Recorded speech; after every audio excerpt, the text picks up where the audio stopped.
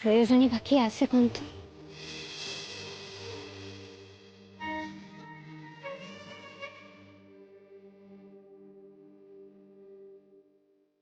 ময়না, ময়না তুমি এমন কেন করছো বলো না?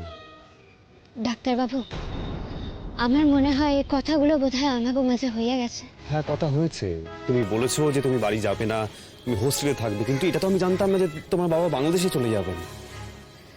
এটাই কি স্বাভাবিক নয়? বাবা এবার কতদিন বাইরে বাইরে ঘুরে বেড়াইবো বাসা চাইরা? ময়না, বাড়ির বাইরে থাকাটা কি খুব স্বাভাবিক? দেখো ময়না, আমি তোমাকে কিছু বলতাম না যদি তোমার বাবা এখানে থাকতেন, কিন্তু উনি তো এখন এখানে নেই। দেখেন, হোস্টেলে যারা আছে হেরাও তো দূরে থাকে, তাগো তো কেউ নাই। কিন্তু তাদের কেউ তো কলকাতায় থাকে না, তাদের বাড়ি তো কলকাতায় নেই। নাকি তুমি বলবে যে তোমারও কেউ নেই কলকাতায়?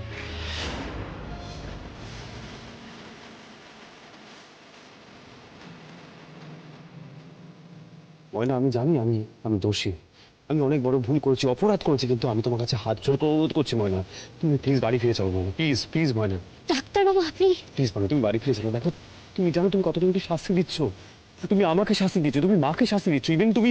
আমি জানি, আমি জানি এটা মা যে কষ্ট পাইতেছে এটা আমি জানি, কিন্তু এর লাগে তো আমিও কষ্ট পাইতেছি ডাক্তারবাবু। কি দরকার কষ্ট পাওয়ার? আমারে মাফ করবেন ডাক্তারবাবু, কিন্তু আমি ফিরে যাইতে পারবো না। দেখেন, আমি অনেক চেষ্টা করছি নিজেরে বুঝাইবার লেখা, কিন্তু আমি অসফল হয়েছি ডাক্তারবাবু। এই অপমানটা না, এটা আমি মাইনাল হইতে পারতেছি না, জানেন তো? এটা তো একটা চরম একখান অপমান। এই অপমানটার লেগা আমার মন খান ভাঙা গেছে ডাক্তারবাবু। আর আপনি বারবার এইভাবে আমার সামনে আইতেছেন, আপনারে না কইতে আমার তো কষ্টখান আরো বাড়তেছে ডাক্তারবাবু। আপনি বোঝানোর চেষ্টা করেন। আপনি আর এখানে আসবেন না ডাক্তারবাবু।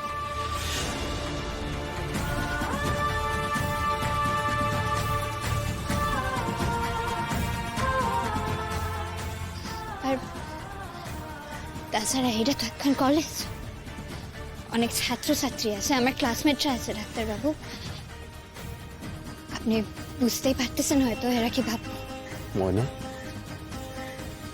তুমি তাহলে বাড়িতে ফিরবে না? না ডাক্তারবাবু, আমি বাসায় ফিরে যাব না।